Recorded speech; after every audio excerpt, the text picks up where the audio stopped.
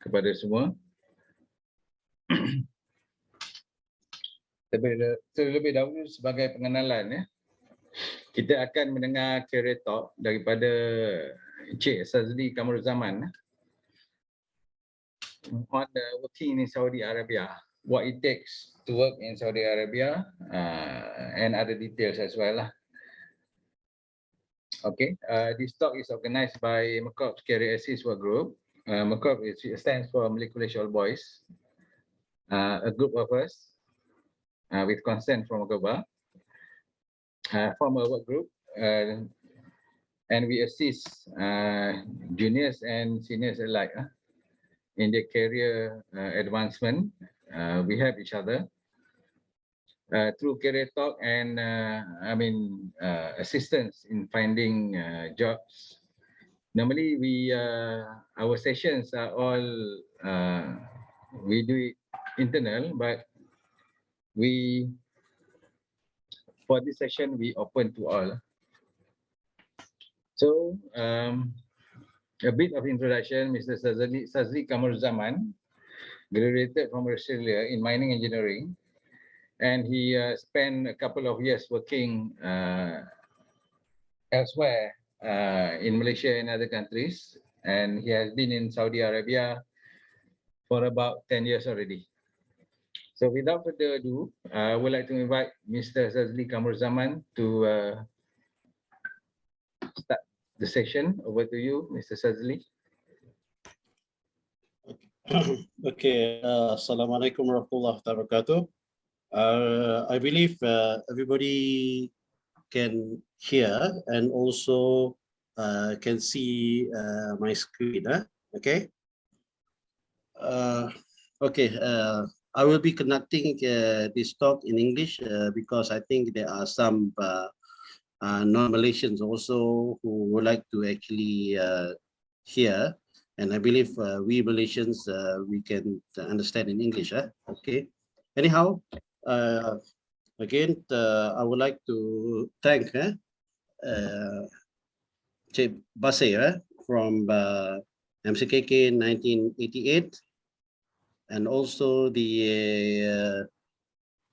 his partner Iswardi Yuzrin from MCKK 96.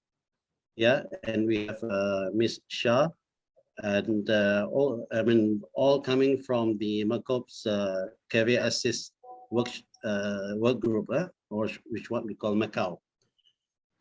Well, again, thank you very much for allowing me to actually to brief you all on what is it like working in Saudi Arabia. So if you can bear with me for the 45 minutes, yeah, that I will try my best to explain what is what and what is actually that you can look forward to. And then we will open up with the chat on the question and answers for about 15 minutes, and we'll see how we go from there. So if anybody has got any questions, yeah, you can just drop at the chat box, yeah, which will be controlled by Shah, and we'll move from there. Okay. My name is Sazli Kamaruzzaman, and basically I have actually worked in Saudi Arabia for nearly 10 years. So in fact, 28th of July, yeah, would be my anniversary of working 10 years in Saudi Arabia. So I just like to brief a bit on my biography. Yeah, well, I'm actually the eldest with 2 sisters and 1 brother. My mother is actually in Kuala Lumpur, whereby my father actually passed away in 2019. I have a wife, 1 son, and 2 daughters. And I have a son-in-law and 1 grandchild, which is about coming to 6 months, inshallah. Well, I was in Malay College from 1980 to 1984, where I joined when I was in Form 1, and completed my education in SPM 1984. Well, then after that, before I actually did a degree in mining engineering in 1986, I took the Australian matriculation in 1995, which was conducted in Section 2, where they call the OSMET. Yeah, so I was actually from OSMET 2. Yeah, so I believe there are now many OSMETs, and just to let you know, my daughter, my youngest daughter, who actually graduated last year in OSMET also. She is in. She's coming from OSMET 42, so 40 years. Yeah, and Alhamdulillah, I'm from the. I joined UNISA, University of South Australia, and let me put this up there. And I graduated in 1990. Yeah, right. So that's a short biography about myself. Now, how shall I put this? Okay, sorry. Now, this is just giving through a run through of my career summary. Well, it's actually important, yeah, for those who actually would want to work or rather come to Saudi, yeah. So again, I would like to thank all of you who is able to attend for this evening, yeah. And just to give you an information, I'm now in Saudi Arabia, and we are 5 hours different. Yeah? So currently it's 4:17 in the evening. Well, Asar prayers was about 3 something, and I will let you know where I come from. Okay. Now, I just go a run through of the career that I went through, which when I started in 1991. So I joined Salcon Engineering after coming back after graduating for 6 years. Yeah. So I mean, whether I joined Salcon Engineering for 6 years after I graduated, and there I was doing basically a lot of projects for water treatment, wastewater treatment, and some oil and gas jobs. I continued my career in Siemens Power Engineering for 2.5 years, whereby in this company, I was actually dealing with, or rather, I was involved in power plants. I did 4 projects in Siemens, which was one in Thailand, which they call Amata Pampakong, one in Ho Chi Minh, Phu, then 2 projects in Australia, one in Townsville and one in Auckland in Brisbane. After completing the 2.5 years, I then joined the Kulim High-Tech Power Plant, which is in Kulim. Yeah, if any of you come from the northern area, yeah, you would know that NUR is the owner for the Kulim High-Tech. So I actually joined from the start of the project and until it was handed over to NUR. I then continued my career in doing commissioning, totally commissioning. And that's when I joined Alstom. And I was actually involved in the commissioning what they call balance of plant for the 1,400 megawatt coal-fired plant in Jana Manjung. After completing the 1.5 years there, I joined Toyo Engineering, and here I started to be friends of Petronas. Yeah, so we were contractors of Petronas, and I was basically doing projects in MTBE, in KR2, PPTSP, and a few more. Okay. Well, not until the 2 years then, I then joined Chiyoda Engineering, where I spent 4 years. And here I was involved in basically being the construction arm, yeah, or rather being the construction manager for a few oil terminals, yeah. So I actually was involved in the Asa Chemical in the Kuching, and also in the West Coast Terminal in Lumut, yeah. And I was doing a few projects with BP Lubricants, right? But I decided to actually be on freelance for about 3 months to see what is it like, yeah. But somehow I felt that I need to work. So I then joined Alstom Power Generation, which was, I mean, the same group of people who were my colleagues, yeah, in Siemens and also in Alstom. So from Siemens, in fact, Siemens Power Generation is no more there. They are now under GE, and those group are now in Alstom. Okay, so anyway, Siemens are still around, but then Alstom is no more there. Yeah, Siemens Alstom has moved to or they are part of GE now. Now, I spent about 1.5 years there. I mean, I did a few projects in construction. Not until I was called, yeah, in 2012 to get an offer to work in Saudi Arabia. Well, in fact, 2 months before that, I was basically nearly offered a job in Abu Dhabi, yeah, but then somehow I did not get the job. But Alhamdulillah, with Saudi Arabia, I got the job, and it was a big decision, yeah, to actually move to Saudi Arabia. So that was in 2012, where I then, in fact, I did not have any time to think.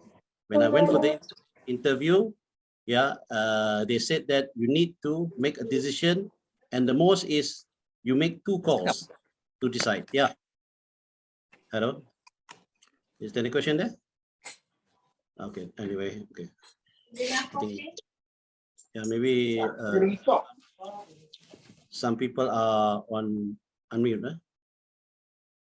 Masih, can we unmute them? Okay, I'll just go on. Huh?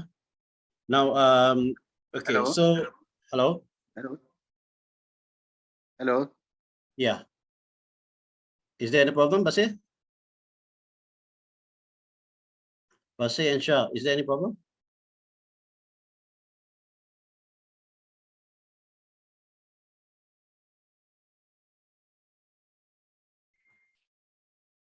Okay. Okay, Basir, everybody can hear now, huh? Clear, clear. Can. Okay, right. I continue, huh? Okay. Now, okay, let's go on. Huh? So basically, that was actually a bit of my career summary, which it'll be good for you to understand in order to select a job, yeah. Well, why you want to be in Saudi Arabia, okay? So I will actually share with you the experience, yeah, why I will actually opt to select Saudi Arabia. Okay, now, if you see now, yeah, that's the map of Saudi Arabia. Now, I actually come, or rather, I'm actually working in Sabiq, which is actually downstream. If you know, like Petronas, they have the upstream and downstream, which is all under Petronas. But in Saudi Arabia, the upstreams are most controlled by Saudi Aramco, whereas the downstream is controlled by Sabiq. But somehow things have changed now, which I will explain to you a bit more. Okay. Now, Jubail is a place where all the oil and gas hubs are. Okay. And we are on the eastern side of Saudi Arabia. As you see, we can see Jubail, Ras Tanura, Dahran, yeah, Dammam. Okay. So Saudi Aramco's headquarters is in Dahran. So I am in Jubail. So just to give a rough idea, from Jubail to Dahran is about 120 kilometers. It's like driving from Kuala Lumpur to Malacca. Okay. Well, basically, you can find it. I mean, weird, yeah, where you have to drive every week.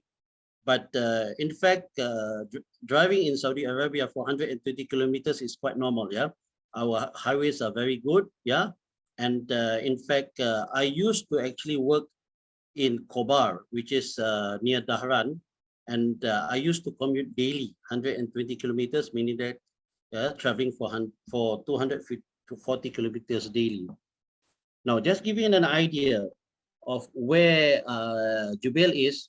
Well, most of the Muslims, in fact, that you may have gone for Umrah or Hajj to Mecca and also to Medina. Okay, so if you see Mecca is down there, Medina is on top, and the distance from Jubail to Mecca is nothing like 1,400 kilometers. Yeah, and also from Jubail to Medina is 1,400 kilometers. So normally, if you drive continuously with a few stops of filling up the petrol and having a meal break, it roughly takes about 14 hours. Yeah, but most people who have children, yeah, the trip can even go up to more than 23 hours. Anyhow, this is what Jubail, rather Saudi Arabia is. And as you know, Riyadh is the capital of Saudi Arabia. So it's actually important, yeah, that we know the places in Saudi Arabia, yeah. So because say for instance, if you're given a job, okay, now the headquarters may be in Riyadh, but then they may send you somewhere to Jizan or Yanbu. Now Yanbu is what we call the western oil hub. Okay, right. Now, in fact, you'll be surprised. Yeah, there's a lot of things that you can be offered in Saudi Arabia. Okay, so I will go to that later. Now, let's go next.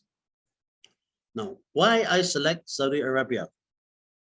Now, in fact, one of my hobby is traveling, and somehow Saudi Arabia is situated in a location which is very, very strategic. So if you see the map there, okay, we are very close by to Qatar, yeah. And as you know, the World Cup, which will start in November and December, is in Qatar. Just to let you know, last 2 weeks I was there to actually go to Qatar and see all the 8 stadiums. And I got it in my Facebook. Later, I will just let you know. If you all want to join my Facebook, you can see all the trips that I made. Yeah. Now, apart from that, UAE, which consists of Dubai and Abu Dhabi, yeah, we are very close by. And I have, in fact, driven right down to Oman, where you know Muscat is. Yeah. Well, now also we have countries like Egypt, Jordan, yeah, Kuwait, yeah, which actually I have already covered. Well, not Jordan, but then Egypt and Kuwait.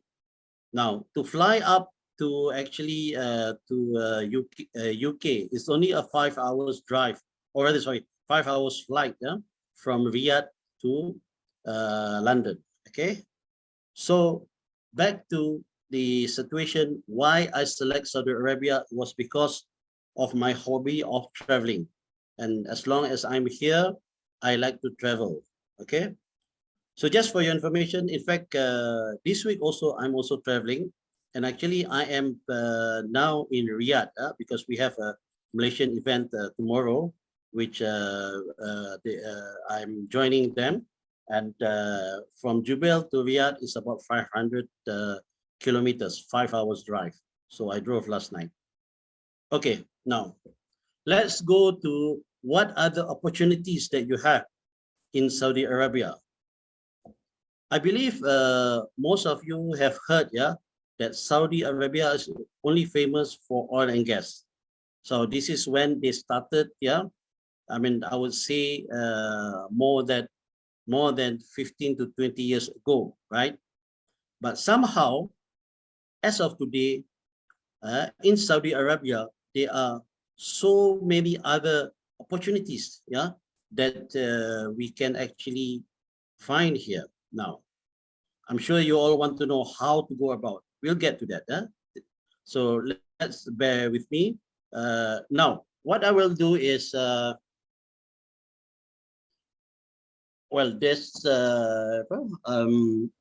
later I will share with you a link, okay, in Telegram.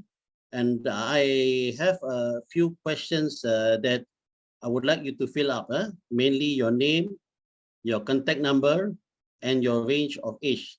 Yeah, you don't have to declare your age, but just let me know which range.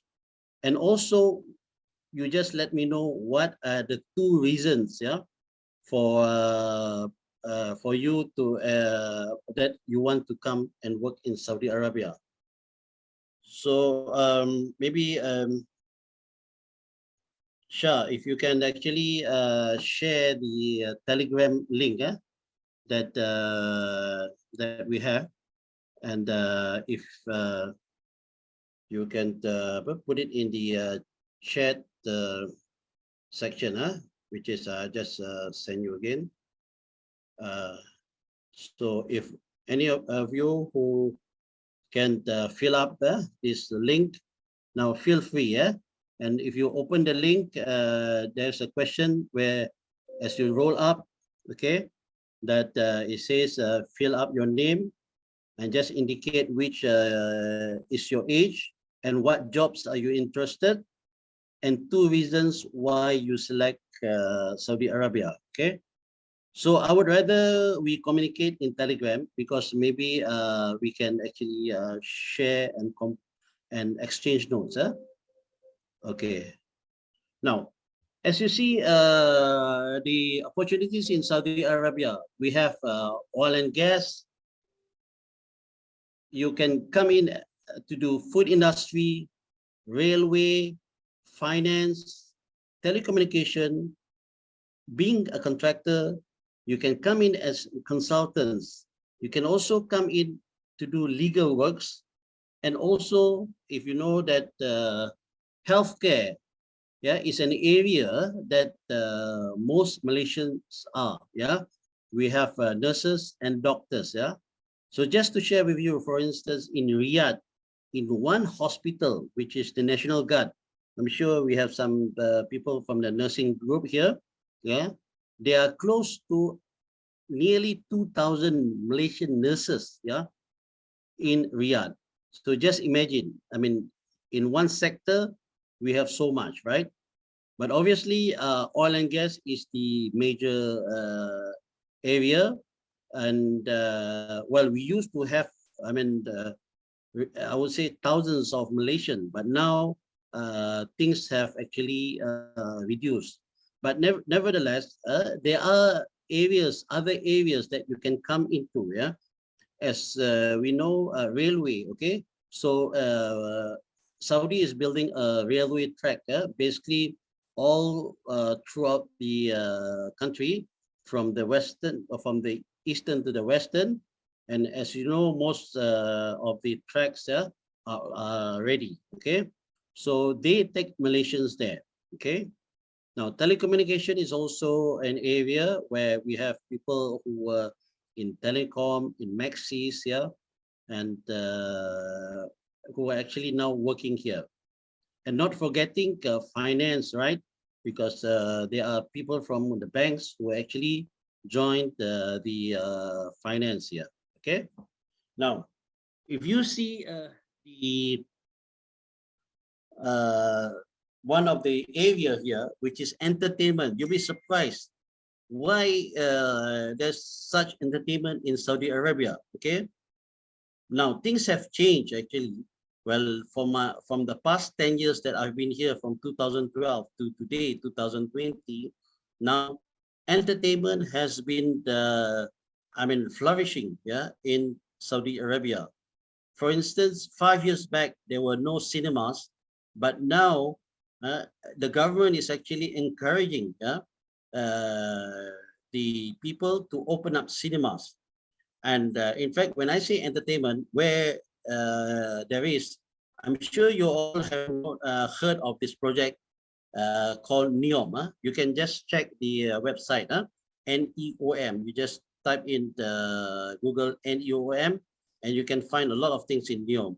So NEOM is a project whereby they are building an entertainment hub between Saudi Arabia and Jordan and Egypt. So there's a corner whereby you can stand and you can see three countries, at one time. You can see part of Egypt and part of Jordan, and also be in Saudi Arabia. So this is actually a big hub, yeah, that is actually in progress now, and this is an area that we can actually join. So as of what I heard, yeah, there are already Malaysians. Now, when we talk about Malaysians, yeah, not just the men, the ladies, yeah, apparently there are many ladies who are also working in Saudi Arabia. When I'm talking of ladies, Malaysian ladies, yeah, we have ladies working in finance, yeah. For instance, in Jeddah, yeah, they are in the in banks, yeah, and also there are some of them in telecommunication and also in the entertainment, yeah, area where they are actually now building, and they are in the construction area. Now we also have a lot of ladies who are actually university lecturers, and this is why I said university and education is one area, right? Now, not forgetting, yeah, there are also ladies who come here, yeah, and join as students, right? Now, sooner or later, once they graduate, they do not want to come back and they find a job here. Now, again, how they find a job, it's quite interesting. Maybe I'll get back to that later, okay? Now, this is what we need to know, okay? Why they need Malaysians? Now, in fact, Malaysians, yeah, we are different from people from other countries. If you actually get to meet any Saudi man or woman, right, okay, and actually if they visit Malaysia, you can ask them what they know about Malaysians, okay? Now, I would like to just share, yeah, that with my 10 years experience working here, now, I've actually asked many Saudi people, and I would like to actually know why they only want to take Malaysians. So in fact, Malaysians, we are very systematic, okay? We are very persistent. We are transparent in our work, and we provide solutions. So please bear in mind, yeah, that any of you who would like to come to Saudi, please, I would say, try to have this working ethic, yeah, that to be very systematic, persistent, transparent, and providing solutions. Now, you may have heard, yeah, we have people from India, people from Pakistan, people from Jordan, from Egypt, where their advantage is that they can speak Arabic very well. But somehow, well, for we Malaysians, I can say, yes, we can speak Arabic. But if you ask people, I would say maybe can really communicate in full Arabic. But whereas, no doubt, but then with our work, this is where we are from. Just The audio is breaking just now. if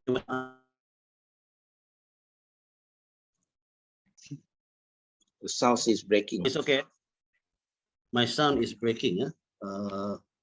Wait, let me see. I think it's because internet. Just is better now. It's still breaking. You hear that? Still breaking. Now a bit better. A bit better. Okay. Sorry. Bear with me because I'm using Wi-Fi which I brought from home. The plug-in, and I hope that's the best that we can provide. Anyhow, okay, I'll just continue. Okay, now one thing that you need to understand is that where are our Malaysians? Yeah, we do not come in here as in to become laborers. Yeah, we in fact, if we want to also, I would say it's very difficult to get those positions. Yeah, like for instance, people who are doing batukang, or the ones who are actually, I mean, the cleaners and so forth. We can't get that position.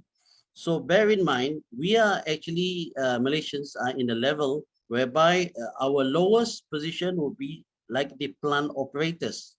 Okay, and we can go as high as being the directors and the general managers. Okay, so somehow those like positions that I say, who are, I mean, in the legal department, lecturers, yeah, they would fall in between. Okay, so this is very important. Yeah, that why, or where we are. So we are not the best. Okay, as in Malaysians, because over here they, or rather Saudi has got rather 3 or 4 levels of group of people. So for instance, the people who are in America or from Australia or from Europe, they are the higher category area, and we fall just below that. So in fact, when you talk of salary scheme also, yeah, we are not the best paid. Yeah, but somehow, I mean, they pay us well. Okay, so please take note, yeah, that why they need Malaysians. Remember this, yeah. We need to be systematic, persistent, transparent, and provide solutions. So I believe, I can see from the list of attendees, Alhamdulillah, if I was told nearly 400 people registered, and okay, whatever number that we are today, these now students, yeah. So please bear in mind that you need to have this ethics, yeah, working as ethics of being systematic, persistence, transparent, and solution. And I believe, while most people who are also in this group, which are also people who are already working in Saudi Arabia, I mean, they can actually support my statement. Okay. Now, this is something interesting. You will be surprised, but actually, this is something that people know about Malaysia. Okay. It's about our reputation. Now, when they ask you that where you're from, yeah, you say that you are Malaysian. Now, the first thing that they will, or rather, tell you, not to say ask you, but tell you that, oh, I know Tun Masjid, I know Siti Nurhaliza, I've been to KLCC, I've been to Genting, I've been to Langkawi. Okay, so you'll be surprised, yeah. So these places have actually pulled the Saudis, yeah, to know more about Malaysia. And I can tell you, if you meet 10 young Saudis, I would say 4 to 5 people would say that they have actually done, or rather went for their first or second honeymoon to Malaysia. And these are the 3 places that it's a must for them to go. Okay. So KLCC, Genting, and Langkawi. So if you ask them about Genting, they don't pronounce it as Genting. They pronounce it as Genting. Genting. Okay.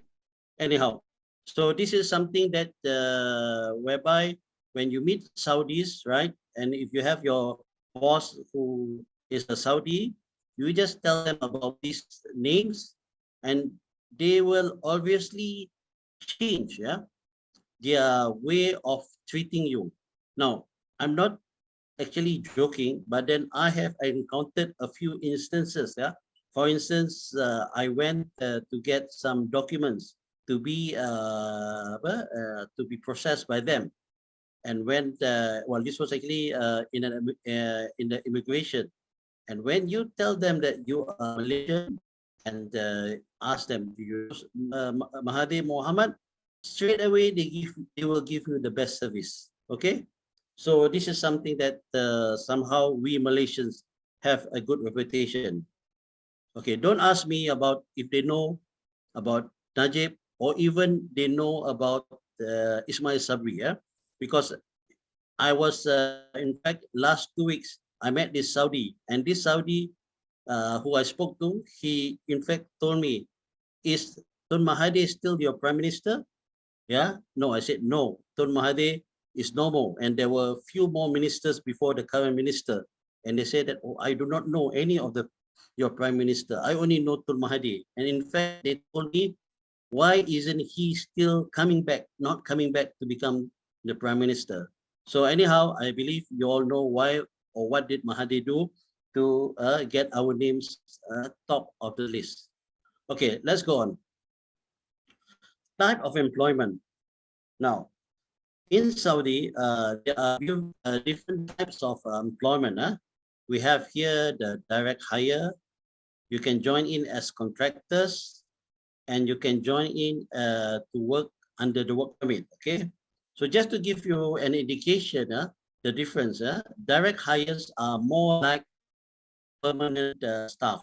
So Alhamdulillah, I joined Sabic for the past 10 years, and I'm still a direct hire. Okay, so the direct hire, they have a bit difference in terms of the benefits that the company gives. Yeah, apart from your salary, they also provide housing allowances. Yeah, transportation allowances. Yeah, and in fact benefits for your family to travel, right? And the advantage of being a direct hire, you will get the company bonus, whatever that they declare for that year, you will get the bonus. Yeah, whereas if you join in as a contractor, now when you say as a contractor, now like for instance the project that I am doing now, I am a direct hire and I have staffs who are contractors, but they are part of my team. So they actually get their salary and whatever package that they negotiate with the contractors. Okay, so among the few contractors that we have here, like for instance, Sendan, yeah, Fanaco, yeah, and many more. Okay, so anyhow, well, as I've actually built this chat group, or rather the Telegram group, yeah. In fact, what I'll be presenting today does not stop here. Okay, so I will try as much as possible to support you and to advise you. Okay, but obviously, I mean, for you to get a job directly under me, I mean, I'm not the right person. Okay, but I can actually guide and channel you to some of the people, and that's more to it. Okay. Now, people also come here under work permit, whereby, for instance, they work in a company, a Malaysian company, and the company has got jobs in Saudi, and these people come in on short-term basis. Like, for instance, they come for 3 months or 6 months or 9 months, right? And they only come with this work permit. So this work permit, sometimes you need to go out of Saudi every 3 months and return back. So these are the different types of employment that we have in Saudi Arabia. Okay, let's go on. Now, one thing that you need to understand, yeah, where is our position? Yeah. Now, let me put it this way. Okay. Now, where is our position? Now, remember, we are non-Saudis. Okay. Now, please bear in mind that we cannot have the advantage, or rather to work here like how the Saudis are. Okay. Now, this is very important. Now, apart from coming to Saudi, you need to actually understand, yeah, the culture in Saudi. Okay. So this is something that, well, I would say I have learned throughout the 10 years that I've been here, to know which and what culture to suit, or rather to work with them. Okay. Now, the first item here, which Al family they come from. Okay. Maybe Basir, can we just have some volunteers here? Maybe they are just going to ask some questions. So let's hear from them if they know anything. Can we do that, Basir? Basir and Shah? Yeah, they can unmute and ask questions. Okay, all right. Maybe if they want to raise their hand. Okay, let's hear from all of you. Just maybe we can go, we can select 3 people. Okay, what AL families that you've heard of? Okay, can we hear from any one of you? Let's hear of 3 AL families. Okay, I'll give you one. One is Al Bunayan. Okay, so give me another 3 more. One person, one Al. Can we have Al-Harb. volunteers? Al-Harb. Al-Harb. Al-Harb. Okay, yeah. Okay, maybe. Now, do you know where they come from? No. No. Okay, never mind. It's okay. Now, the next person. One more. There's so many Al's. Come on. Al-Saud family. Al-Maktoum. Al-Tamatuk. Huh? Al-Maktoum. Okay. Okay. So, in fact, that's I mean, new to me. Do you know where it comes from? It's Al-Maktoum. Al-Maktub. Okay. Well, okay. Don't get mixed up, because Al-Maktub is those coming from the GCC. Yeah. Okay. But anyhow, there may be some of them here. Okay. Anyway, never mind. Okay. Let's go for one more. Al-Saud family. Al-Saud. Okay. Right. Okay. So in fact, as you know, the current ruler comes from the Al-Saud family. Okay. So in fact, if you know that Saudi Arabia's name, was actually when the Al-Saud family started to rule Saudi Arabia. Okay. So anyway, okay, let's go on. So it's very, very important to actually know which Al family they are from. Okay. Now I just give you a bit of a rough, quick run through. Okay. Now, for instance, my boss is from his Al Asiri. Okay, and he is actually from the Abha. Okay, the southern area. Okay. Now we have some. Oops, is my voice okay? It's a bit unstable. The voice is okay, yeah? I think. Okay, continue. Okay, then we have certain Al families, yeah, coming from different areas, yeah, from Mecca, from Medina, okay, and also if you've heard of Al-Shamari are people coming from the Al-Hai, yeah, where this is where the mountains are, okay, and now each Al family has got different character, okay, right? Now, to be frank, you can even ask any Malaysians who work here. I would say the best, well, best in the sense of working are actually working with the Al families from Medina, okay? So let's go on. It's very important that we know the family members, which Al they come from and where they originated, okay? Right?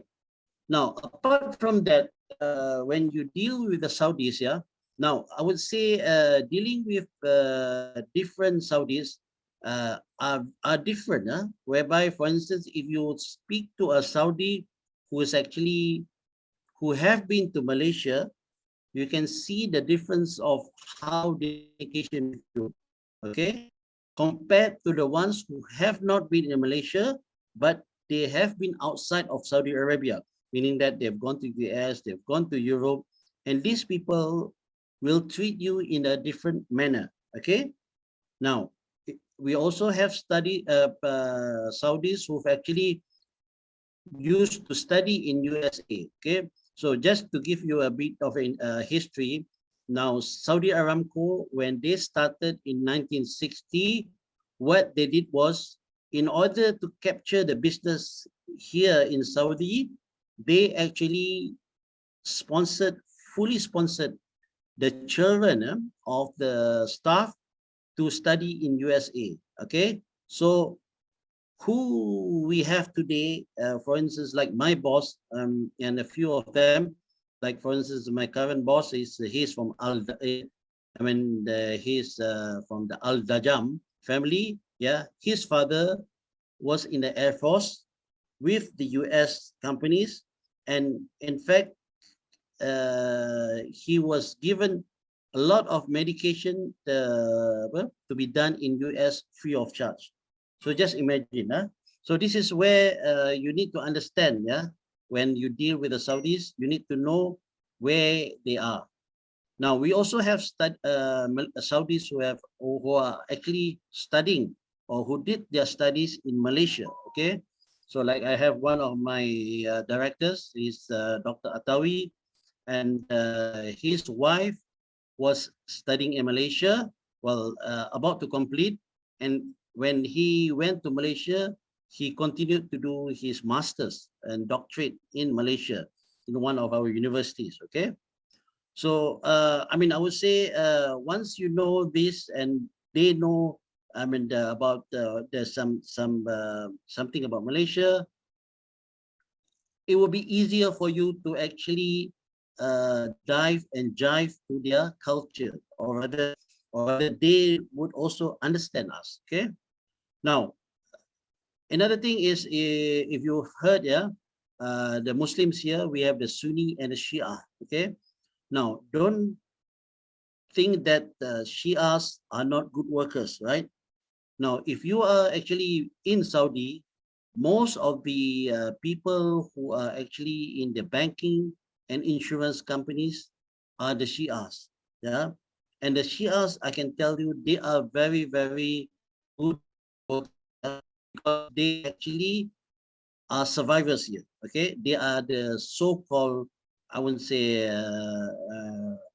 when there are more of the minorities here, and they have to struggle in order to get the positions. Yeah, and Shias are very, very hardworking. So I've actually worked with my team who are Shias, and I can tell you that, I can even trust them, yeah, when it comes to work. But don't get into the others area. Okay.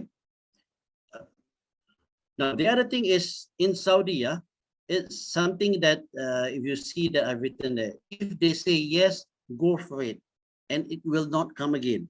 Okay, so bear in mind, if you go through any circumstances in this, when you get opportunity, grab it. Don't wait tomorrow and say, yes, I want it. For instance, if your boss is saying, okay, please, can you attend this meeting? Can you go to China? Yeah, then you said you must always try to say yes if you want to go. Okay, but if you come to him tomorrow and say that, let me go back and think, and when you meet him again, he will say, oh, sorry, I think I've changed my mind. Okay, so why they changed their mind, I think there is a history of why they are acting this way. So there's a bit of the culture that you need to know. Okay, now remember, Saudis have very, very strong memories. Yeah, if you know, they recite the Al Qurans, and they can remember just one to the and this is where Allah, God, has given them, good memories. Yeah, so in fact, when it comes to the work also, yeah, I would say that they tend to remember. So I remember I met one of my colleague, yeah, which I met him in 2013. Now he can even remember what I said when I first met him, which I am sorry, I don't have that memory to remember. Okay, but he can do that. So another thing is working with the Saudis also. This is something that I would say, well, I wouldn't spend too much time, but there is influence of other nationalities, right? Because as you know, Saudis, they like to be the bosses, right? And for instance, if they work with the Indians will always say yes, although it's no. Okay. So for instance, if you say, if you meet an Indian will shake their head, yeah, like this. and you think that is no, but actually what they say is yes, but actually they do not know how to do it. Yeah. Okay. Anyhow, this is I'm just giving a general situation here which I've encountered. Okay. So just to share with you, I mean, most of the things that I prepared here is actually things that I personally have encountered for the past 10 years. Okay, now let's go to the next item here. Okay, now you may have heard now why why we want to come to Saudi. Okay, for the Muslims, I would say nothing more than coming here for money, Mecca and Medina. Okay, so I believe you all, I mean, most people who have not registered for Hajj, yeah, if you have registered 5 years ago, I believe you only will get a chance when you are maybe 90 or 80 plus, yeah, and maybe some even go up to 100, yeah. So that's why most Malaysians will come here, work here, and when we are here, you have the opportunity to actually go for well, going to Makkah, Medina is no issue. Okay, for me, I mean, if I want to go to Medina, I just start my car or I just take a flight, and from my place to Jeddah is a 2-hour flight. To Medina is also a 2-hour flight. Well, as long as now it's a bit different. You need, when you want to go, you need to actually register. But last time, you do not need to actually register. Now, the other thing is, okay, I still have time. We started off 4:15. I'll just go on. I've got 2 more slides. Now, another area where you can remember of being having the 3M is that money, more, and much more. Okay, so this is where, in fact, in Saudi, yeah, you can actually, I mean, try to earn much more than actually what you are earning. Okay, so well, to explain to that, I would say it's a long story, yeah, but really, the more you give, the more you get. Okay, so anyhow, at my end of the slide, I will just explain to you what is all about. What is this all about? Now, another area that you need to understand is that when you are a Malaysian, or rather a non-Saudi, now, where is your opportunity? Now, the opportunity only arises if you are here to do something they do not want to do, but we want to do it. We can do it. Okay, so remember this. Yeah, I mean, if you want to come here and become a cashier, yeah, for sure there are a lot of Saudis who like to become cashiers. A lot of Saudis who like to go to work in the banks, right, in certain positions. But if you have an expertise, right, and you like to do something that they don't like to do, now this is where the opportunity arises. So like for me, I'm here as the construction management, where I actually, that is my area which I actually have been. If you see, for those who have actually heard my career path, yeah.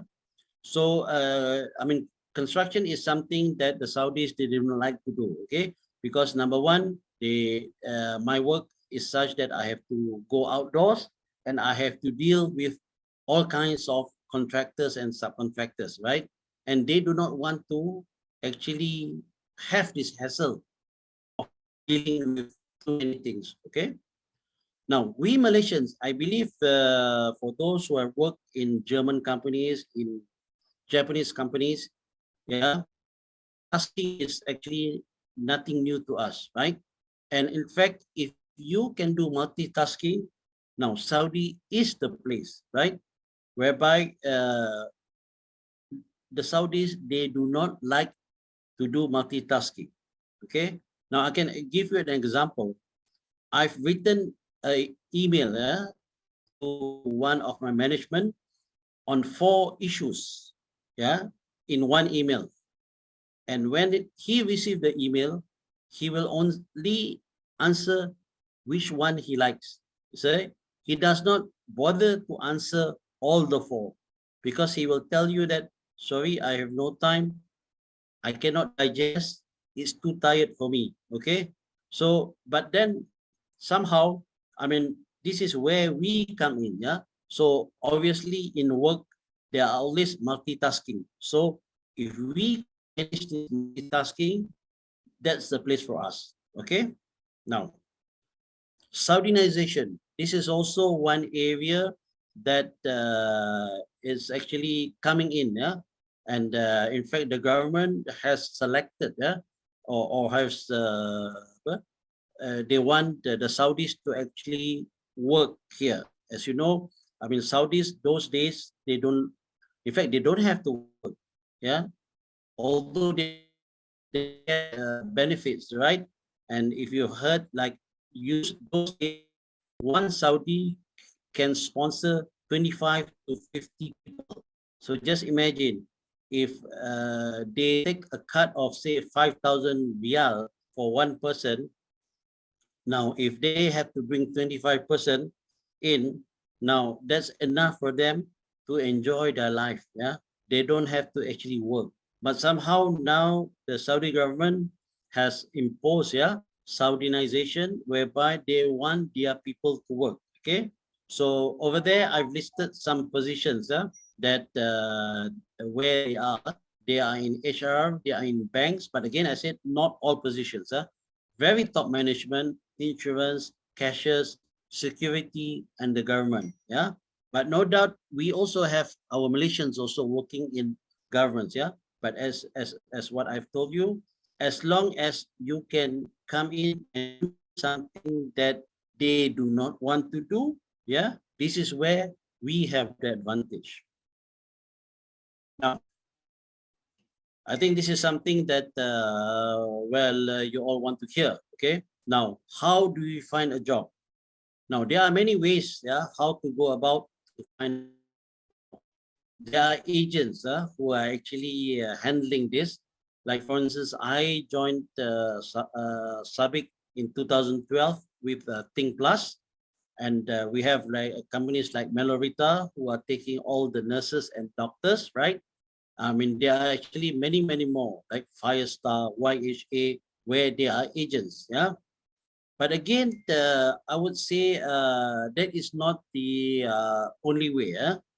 Now, one other way is that keep in touch with Malaysians who are in Saudis, and I would say from time to time, there are positions that they need the Malaysians. Okay, as what I've mentioned earlier, we have those qualities. So if you have those qualities, your friends can somehow introduce you to join directly. Okay, so that again, where we have introducers. Now you can actually find other jobs. Like, for instance, if you register in LinkedIn, job suites, and many more. Okay. So anyhow, from time to time, there are advertisements which are not published, but somehow, I mean, those positions, places that we can come in. Now, if you look into this item that I've mentioned here, visit, hunt, and interview. Okay, this is actually one area that we can try now. Okay, if you have heard now, Saudi. Now, even if not just Mecca, anywhere in Saudi Arabia, you can apply to with what they call e-visa, visit visa. Okay, and with this e-visa, you can actually come to any part of Saudi and go for a holiday, or even meet your friends, meet your relations, meet some people, and while you are here, you can use the opportunity to hunt for the jobs and also go for interviews. So there are Malaysians who actually, got jobs through this scenario. Okay, like for instance, I have a case of a friend who actually the wife is a lecturer. Okay, and the man actually I would say decided not to continue work in Malaysia. So he came here and somehow got a job. And we have another friend who the husband is working here, brought the wife here, and the wife gets the job. Okay, so this is where I said visit, hunt, and interview. So later, if we have this group, we can discuss of how you would want to come to Saudi. Okay, now another area that you have to actually understand is that expectations working. Now, please, I mean, Saudi is a place whereby if you are coming here to make your CV beautiful, meaning that you want to show a director or general manager or project manager for the different project, this is not the place. Okay, because why? Those positions are actually taken up by the Saudis. So we are here. In fact, like for me, I mean, for the past 10 years, I have only been a project engineer, but Alhamdulillah, yeah, I'm actually doing a project manager's job because my project manager only or used to come to work in 1 month only 3 to 5 times, but somehow I can still communicate with him, and somehow, yeah, I'm actually making most of the. Okay, this is one thing that you need to understand. Now, the other thing is that don't expect that you come here to do training. Okay, there is no time for you to come here and say that we will send you for a 20-day course to Europe or a 10-day course in US. Okay, so as what I've said here, do not expect it. Okay, right. Now, I think I've got only 2 more slides to go. Now, I just go through. I hope everybody is okay with finishing before we go to the question. Now, the checklist to select a job. Okay, so this I will just run through a checklist. So in fact, Pasir, if everybody wants to share about this slide, I mean, I am free to share with them, no problem. So this gives them a guide of what needs to be done. So you need to actually know what your basic salaries are. Okay, these are the things you need to appreciate: housing packages, and also whether you come here as a single or family, transportation, then whether the company covers the visa. Now there's so-called dependent fee here, and it's not cheap. To maintain one family member of your dependent, you need to pay, I mean, I would say the round number is 5,000 rial per person. Okay, so like for instance, I used to have 3 of my children here and my wife, so I have to end up paying 20,000 rial for 1 year. Okay, so this is something that you need to actually look into when you want to find a job. Now, an IKAMA is something like the ID, the resident ID. Now, certain companies don't pay for the renewal of IKAMA, okay? But most of them do. Now, you also need to look into the location of where you want to work, what your children education that you want to cover. Then, not forgetting, you also need to look in order for you to keep your family here, to know what are the spouse's activities and the children activities. Okay, well, I'm sure, well, for those who have heard about Jubil, yeah, we create a lot of family activities. So like Jubil, we used to have about 750 Malaysians with family members, and we are somehow staying in a very close by. Okay, now, so as we go along here, now these are the few things that you may need to go through working in Saudi. Now, as what I've said, your activities are limited here. Okay, well, it used to be limited, but then there are still some activities that you may not be able to do. Okay, and obviously sacrifice being in Saudi. Like for instance, if you have a kenduri every month, for sure you will not be able to attend the kenduris every month. Okay, so this is some sacrifice being in Saudi. Working in Saudi. The most is, I mean, you may want to go back to Malaysia once or twice. Okay. Now, obviously, Malaysian social activities, you may miss out. Yeah, for instance, you want to go for your teh tarik session. Yeah, no doubt there is teh tarik here, but the price is not like the teh tarik that you pay in Malaysia. Okay. Now, for instance, char-kway-teow is something that very difficult to get here. Okay. But somehow now we have a lot of chefs who are actually preparing all these dishes. So Malaysian food is also one area. Now you want to have your durians. Yes, you can have durian, but you'll be paying, yeah, 3 or 4 times what you pay in Malaysia. Okay.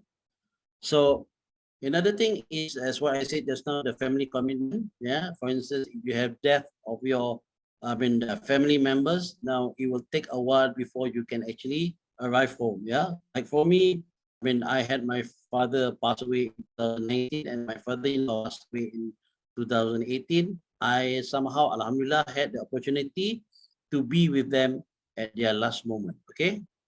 Now, another thing is, Saudi is a place whereby it's not easy to enter and it's not easy to leave. Okay. So there are a lot of things that you need to go about, yeah, in order to enter. Okay. Well, this is an area, well, if we have the time, I can explain you a little bit more. And even if you feel that you do not want to work anymore in Saudi, it's not easy to live. Okay. I mean, an example, for instance, if you have a car here, which you have bought, and as long as you did not sell the car, there's no way you will get a visa to leave the country. Okay, you will have to sell the car, whatever it takes, before you actually leave the country. Okay. Now, another advice that I can give you is that working in Saudi, you need to do a lot of planning. Okay, not just planning, but then you have to live with options, meaning that you have to have a plan A, plan B, and a plan C. So actually, I mean, for me, it does work. Yeah, where if I have 1 or 2 or 3 more plans, then well, certain things I just have to live with the situation. This is something interesting. Okay, which I thought is interesting, but let's see. At which age should you come to work in Saudi Arabia? Now, I'll just give to you a run through. Well, okay, it's 5:15. I think that's still a bit more time. Okay, now, there are Malaysians here who have retired, right? They've reached their 55 or optional retirement, and they come here to work. Okay, so these people, well, to them, most of them would say that, oh, they have the expert. So this is where they will be able to be paid more. Okay.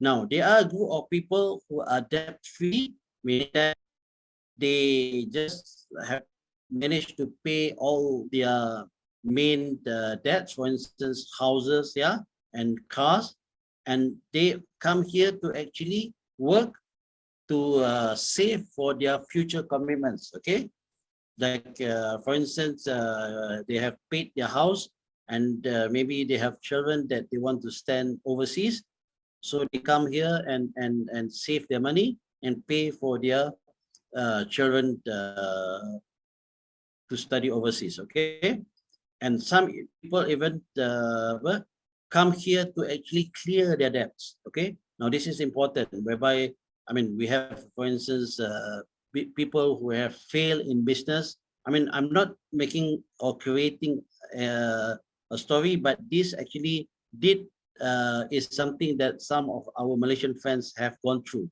Yeah, they lost in their business. Yeah, they fail in their business, and they come here to actually gain back all the money that they have lost. Okay. Now, another area that you need to actually study is that, well, where are your children? For instance, for those who have lower grade children, okay, you need to come here and to decide, yeah, whether you want them to study here or you want them to study in Malaysia, and you just come with your wife or whatsoever. Now, most of them would lower grades and higher grade. So these are in fact more challenging. Yeah. Now you bring your children with your lower grades, and what happens to your children who are in the higher grades? Yeah. So in fact, this is an area where I would say I wouldn't say disadvantage, but there are a few drawbacks on this. Okay. But I wouldn't really detail more. But then if anybody is interested, we can discuss about this. And so if you have children of higher grade, then maybe what do you do with them? Yeah. So like for instance, you want your children to have SPM, for SPM. So for sure, you have to leave them back in Malaysia. So like in my case, my two children, my son and daughter, they did their SPM in Malaysia. So they only came here during their holidays, right? And if you are single now, whether it's a place or not, again, you need to decide, okay, whether you're a man or a woman, right? Again, with the lifestyle here, yeah, that is something that you need to think. Now, another area is that some family members, yeah, have parent commitments. Yeah, maybe if you are being the elders or you are the sole the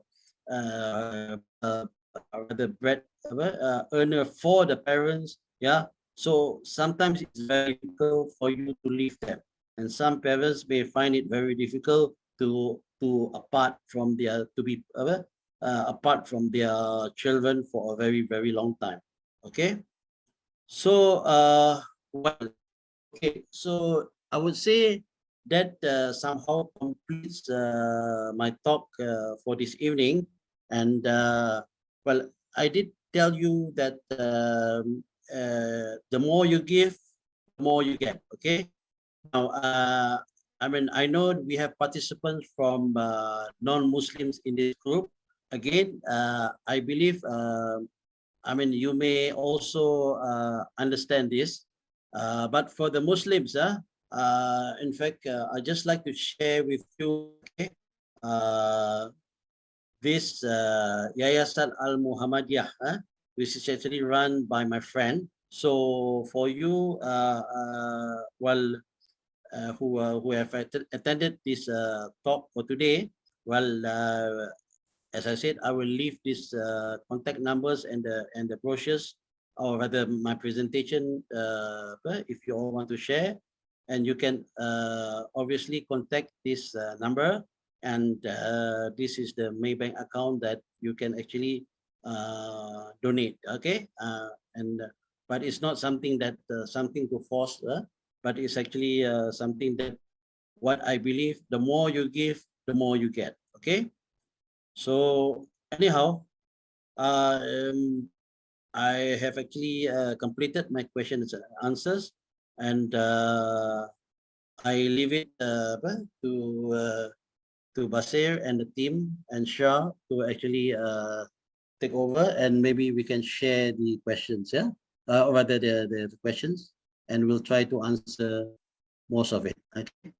So thank you very much, and thanks for all of you for being with us, yeah, or being with me for this evening or night, yeah, which is now 5:30, nearly 5:30 in Saudi Arabia, and I believe it's 10:30 in Malaysia. Anyway, tomorrow is Saturday, so I believe most of you don't work on Saturdays. So again, the Telegram group, yeah, that I've created, yeah, for those who are interested to continue the discussion, And I think Basir, we will look You into. can pick up Yeah. questions to be directed, So- to be answered. Yeah. Okay. So can we have the questions? Okay. I'll just let's see.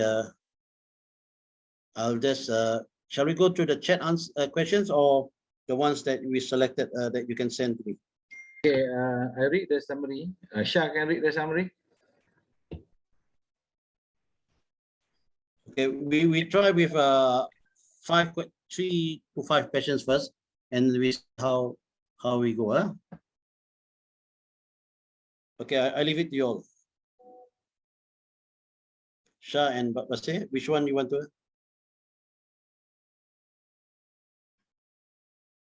Okay, I'll take this one first. Okay, there's one question here.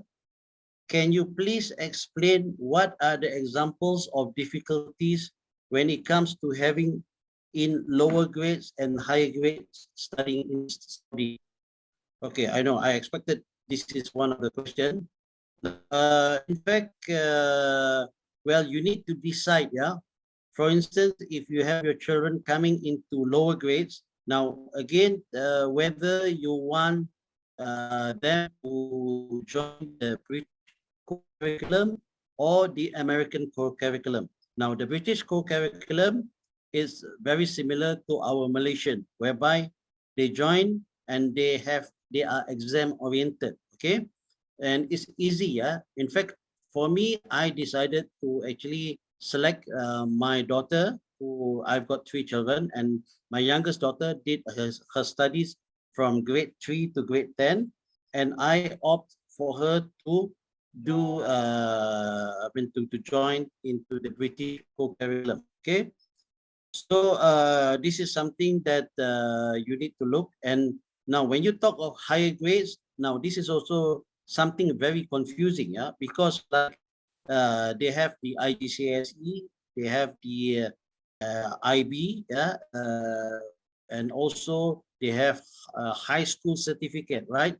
Now we need to actually understand or see where they want to go, yeah, especially when they go back. Well, whether they are able to join the local universities. Or well, if you have the money to send them overseas, then there's no issue. Okay, and also what I mentioned just now, the difficulty of being the difficulties of the children, whether they have SPM or not. Okay, so now when you need, so meaning that if they would like to take SPM, then therefore you have to depart with them from when they are in Form 4, okay, or at that age. Yeah, I mean SPM is 17, so when they are about 15, 16, you need to send them back to Malaysia.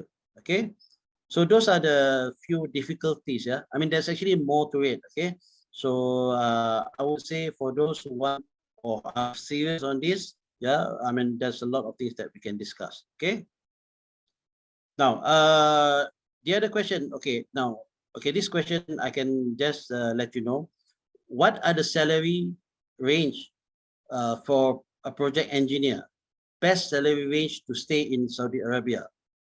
Well, to me, I wouldn't want to answer that because it's a very subjective figure. Okay, again, the rule of thumb that I can tell you is that whatever your last salary that you are getting in Malaysia, you just have to work between 2.5 to 3.5 times more.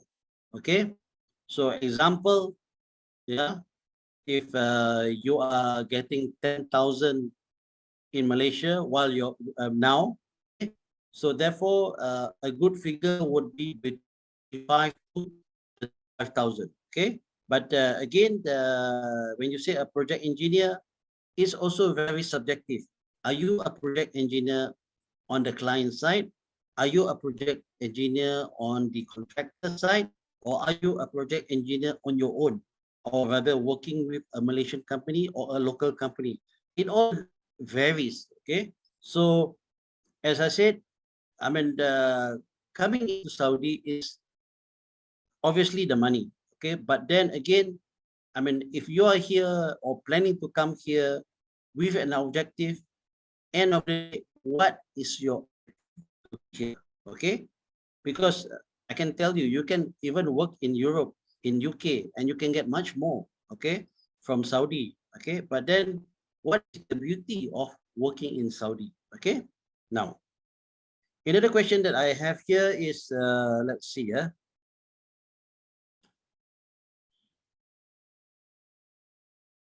okay, this is a bit more specific.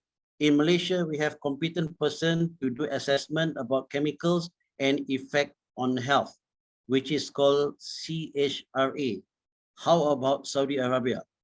Okay, I think that is a, very specific, and I would say there is also a body of who's actually handling this matter. And in fact, we do also have Malaysians who are actually that I know who are into this area. Okay, so as I said, if well, we can actually discuss further. Okay, now, okay, this question: how to enter bidding tender on vessel chemical cleaning and mercury decontamination in KSA? Well, to be frank with you, there are so many contractors who are managing this area. Okay, now my advice is, this is something that I mean, I personally would advise anyone who wants to do or enters bidding in Saudi, please come here, understand what needs to be done, how the people are, and what you want to achieve. Okay, so it's not a straightforward answer. Okay, how far government of KSA do enforcement on OSHA compared to Malaysia? Well, again, this is very subjective, but as long as you are in the, I mean, I would say companies like Aramco, the big companies, yeah, I mean, they would go, is nothing different from how they run in Malaysia. Okay, what qualifications are required to work as HSC personnel and industrial hygiene in KSA? Well, yes, we do have Malaysians work in industrial hygiene, or we used to have. We do have, in fact, a group of people in our Malaysians working as HSC personnel. And I said, I think this is more specific. I mean, obviously, you need to have certain qualities, and I would say that I mean, it's not a straightforward answer. Okay, now you apart from taking those positions, as what I've said in my earlier talk, is that you need to do or find a job whereby they do not want to do. Now, question here, is Aramco approval mandatory to all oil and gas inspection work in Saudi, and how to apply? The answer is no. Okay, Aramco approval is only required approval. You need to pre-qualify yourself as one of the vendor or contractor list. So in fact, for SABIC also, we have EVN list. Okay, so you need to pre-qualify yourself in order to perform the works. Apart from that, there are other ways, yeah, that you can go about, because we also have companies where we have Malaysians here who are doing inspections. Yeah, you can either come and join and work hand in hand with them. Okay. What is the minimum working and experience required to come to Saudi or for the young professionals? And I expected this answer. The answer is that we have Malaysians who are here as young as 19 to 21 years old, and we have Malaysians who are still here at the age of 65 to 70. Okay, so there is no minimum, I mean, or rather, minimum requirement does not just mean age, right?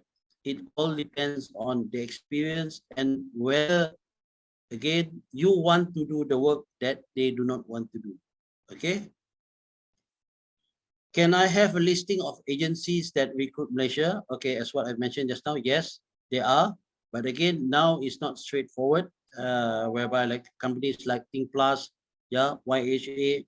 Now they, in fact, when I registered with them, you can go directly with them. But now they even ask you to pay a certain amount or fees, yeah, to be part of the list. Okay. Anyhow, I mean, this is very subjective, but there are many more. Okay, the companies dealing with that.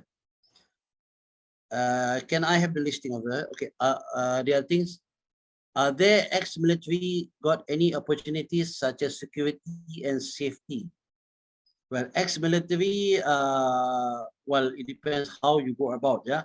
As long as you want to come and do business, yeah. I mean, there are some works that there are rooms for you, but I mean, to go directly into military, I would say is quite tough. But then, in fact, we do have advisors who are Malaysians who are dealing, yeah, with militaries, yeah. And well, I can't actually elaborate more about this person, but then he's a specialist, yeah, and that's why he's been taken to join us to work in Saudi. Now, maybe I'll just go to, let's steal some more. Is there maximum years to stay for Malaysians if working in Saudi? Well, the rule of thumb, like for instance, for me in Sabiq, I would have to retire at the age of 60 Hijrah, which is 58 years old. But if you are working with companies which are related to Aramco, if you heard Sadara, Satop, and few others, they go up to 60 years old. And in fact, this morning I was in a conversation with a friend of mine who's working in a Malaysian is working in the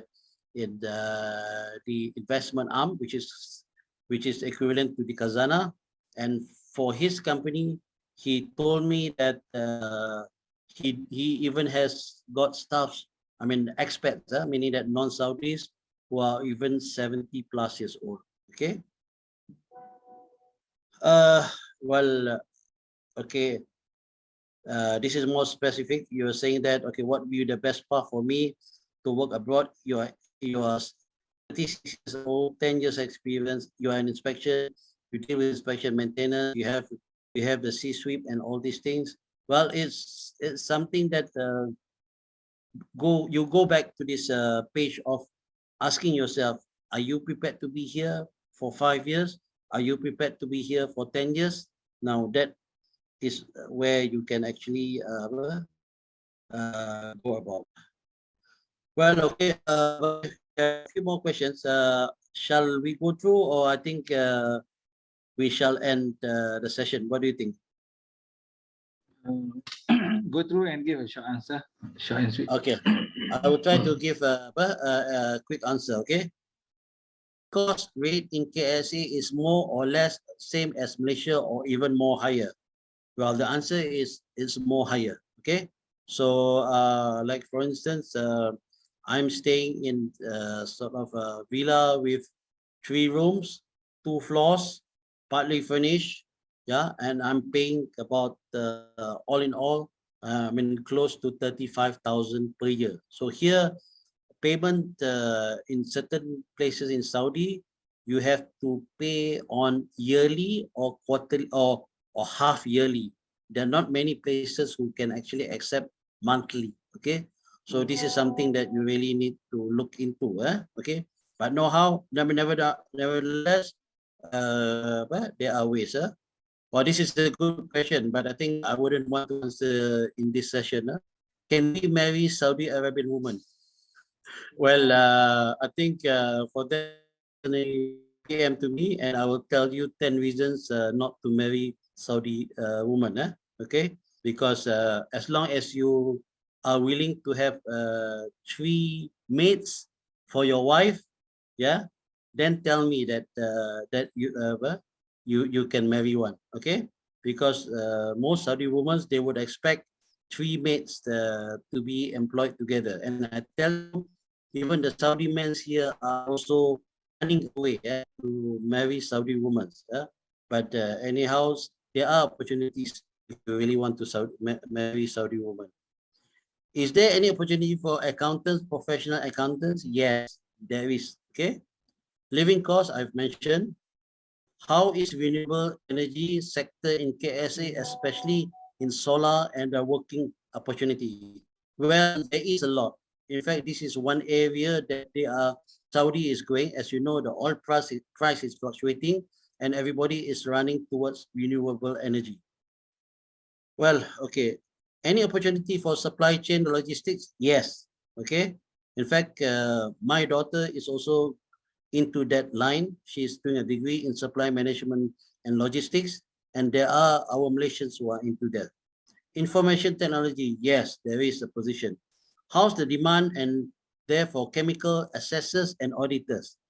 Obviously, there is a work for you. Okay. Medical career, if you want to become a doctor, you are in nurses, yes, there is. If we have PE, professional, do we have any advantages? Well, I can say that if you have this, it will be an advantage, but then don't forget, you're not here to become the top management. Okay, no doubt you have this qualification. We are here to just do the work that Saudis do not like to do. Okay. As your approval before, can you get in touch from Malaysian inspection companies operating in Saudi? I'm interested. Yes, we have a lot. Okay. You just can Google, for instance, companies like KCAM. You just go KEM. Okay. And they are inspection companies. And in fact, I mean, they are already, but they are already bringing in a lot of Malaysian companies, to work together. Okay. Right. I believe those were the questions that have been shared with me in this session. So again, I would say, thank you very much for everybody who has spent the evening with me.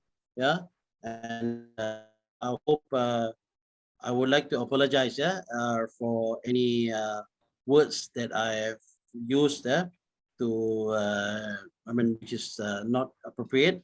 But again, I would like to thank the career assistant work group, and not forgetting my batch Halim, who's been the one of the introducers for me to join this talk. And again to Basir and Iswadi. Basir, I know you well. Iswadi, I think we'll try to meet one day. Okay. So I think I shall end my talk for then. And as for those who have not joined the Telegram group, please join the Telegram group. So maybe Shah, you can post back the Telegram group, and please answer your questions. I mean, the questions that I put, the 4 questions: why you want to be here, and your contact details, and then we will see how we can move from there. Okay.